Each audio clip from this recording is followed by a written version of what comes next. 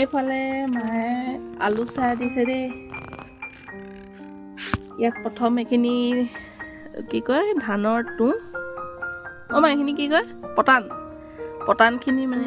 পটানখিনি দি থৈছে। তলত দিয়াৰ পাছত যিখিনি আছে আলু কাঠ আলু সেইখিনি দিছে। তাৰপাছত আকৌ এইখিনি দি দিছে, ওপৰত এইখিনি দিছে। আৰু এইফালে জুই টপটপকৈ জ্বলাই দিছে। একদম ডাঙৰ কেৰাহী এখনত এনেকৈ দি দিছে।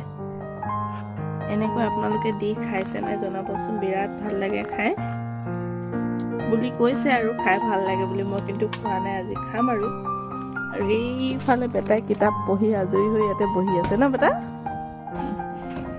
তাৰপাছত আৰু কি কৰি আছিলে এটা দেখাওঁগে দেই, ৰ'বা। আৰু এইফালে মাটিমাহ দলি আছে দেই, দীঘল বটল এটা লৈ। এইখিনি দেখিছেনে ধুনীয়াকৈ দলি থৈছে। এইখিনি ভাজি ল'লে প্ৰথম, খুব ধুনীয়া ফুৰফুৰীয়াকৈ গোন্ধ এটা আহিছে, ভাল লাগিছে এইখিনি।